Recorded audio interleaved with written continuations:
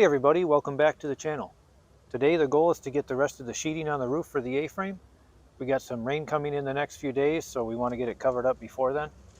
And we'll see what else we might have time for today.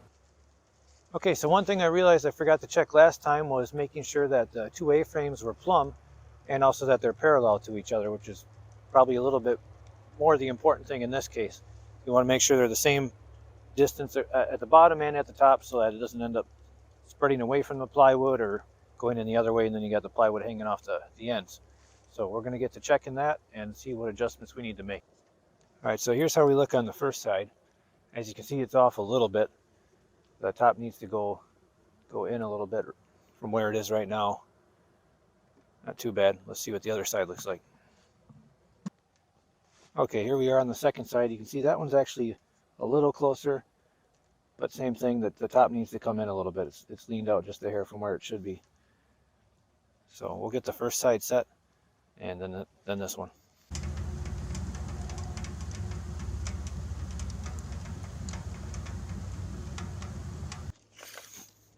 I also wanted to check the distance across. So at the bottom here it should be 8 feet, which it is. So let's see how far across it is at the top.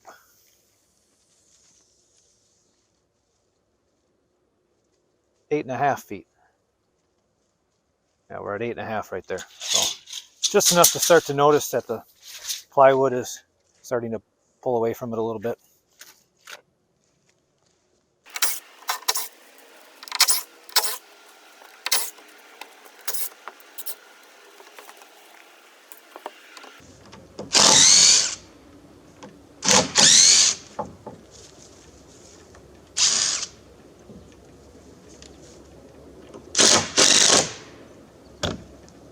I'm going to keep that brace there just in case it would want to get away from me and lean to the outside when I'm adjusting it.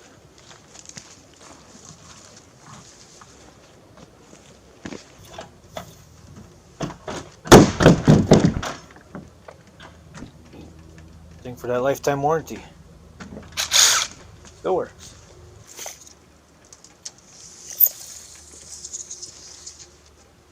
At 8.5, but it's going to get better because these boards are pulling away a little bit. Just have to back the screws out and run them back in, and that should close that gap.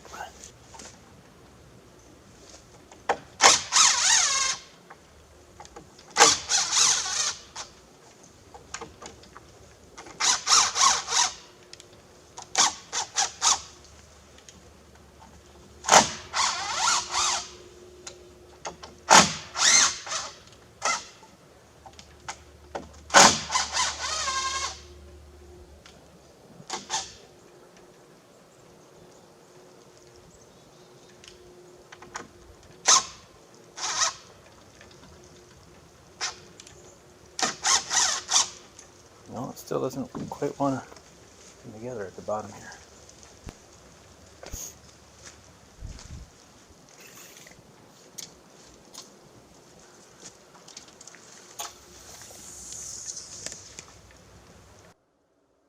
One way to do it that can sometimes prove useful is just to use a ratchet strap. Hold the two ends together a little bit. Just enough for you to get the purlins screwed in, and then you know the spacing is right. Let's make a little knot in here.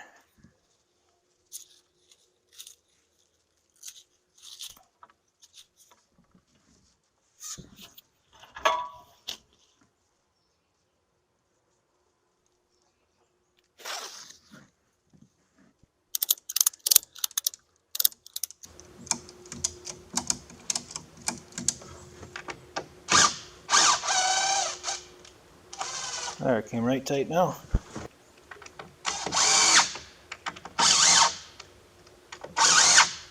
There.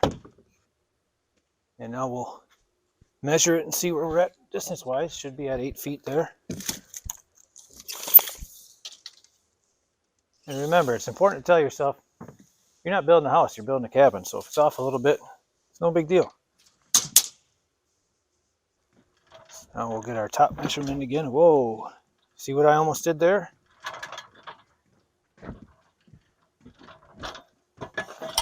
Some of you caught it.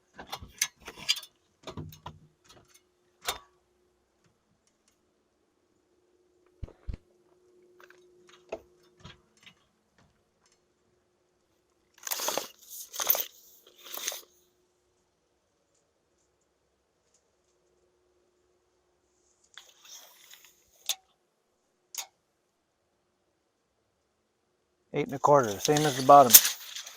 That's good. I'm alright with it being over just a little bit. Like I said, it's not a house, it's a cabin.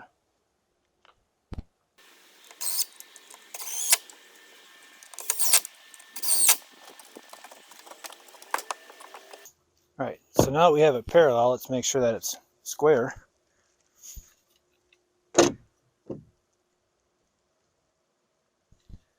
Needs to lean this way a little bit, it looks like. But it could just be a bent piece of lumber, so let's see if they're all like that.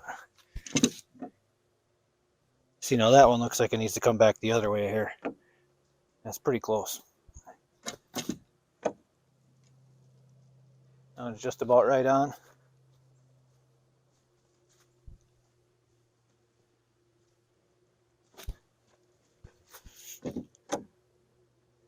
Now it looks pretty much perfect.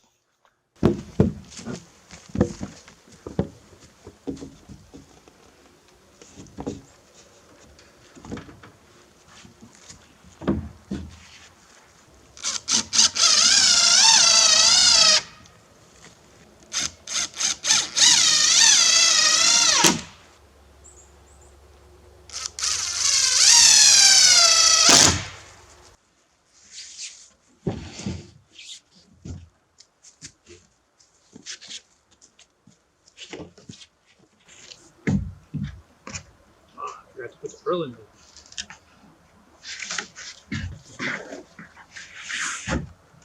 Better do that quick. I kind of skipped explaining it on the last video because I was in a hurry. But for the purlins, you want to make sure to cut off 3 inches from them because they're going inside the two A-frame pieces, and you want those to be 8 feet from the outside to the outside. Each board is 1.5 inches thick, so you need to subtract 3 inches from this. The easy way to do it, you just put your square on there. It's got a little notch here for the 3-inch mark. Put your marker in there and pull it across. And double check it. Okay, good.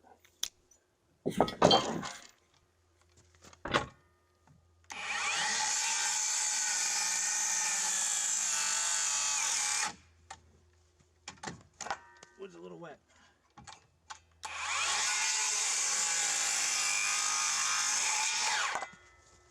Now the other faster way, if you have a bunch of wood that you need to cut to the same length, you line them up at the far end, and then you're going to mark the 3 inches over here.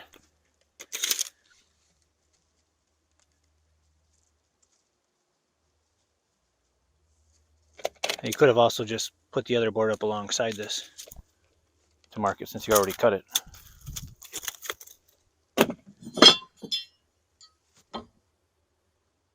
And you bring the square to the marker. That way you're at the right spot.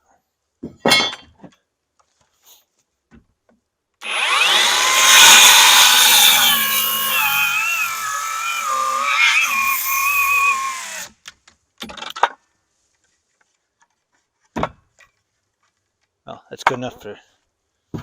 So then what you do after you get that first cut started, then you just turn them and finish the cut.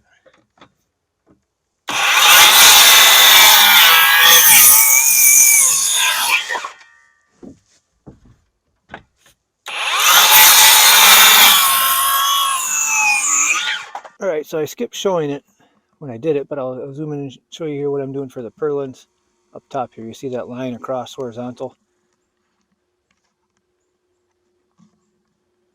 And then that's how they go the rest of the way up. Versus those ones at the bottom, I put, well, diagonal, but vertical relative to the other ones. And that's so that those top purlins can be used as shelves.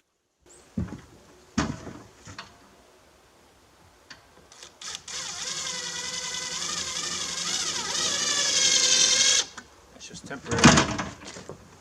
temporary to hold the board in place.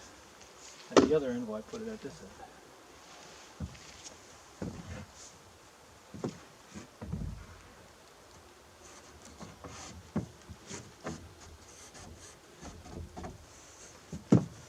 Right about there. Double check.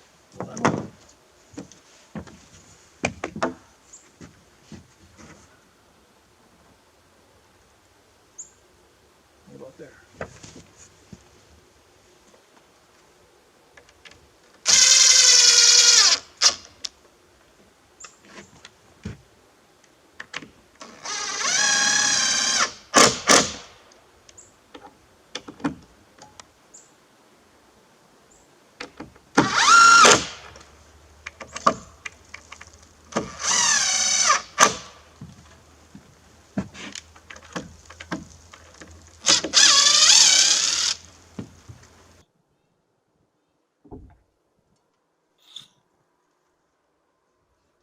Should have had the drill on me already.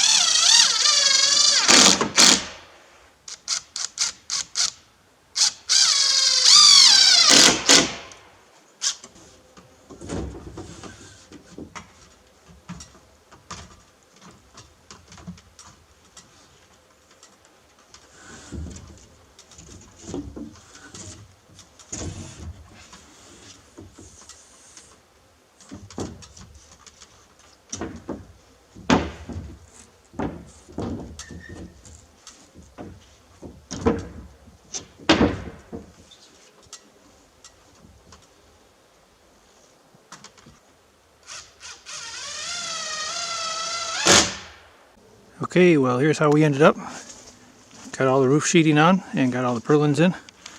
Obviously, have to do that before you put the sheeting on.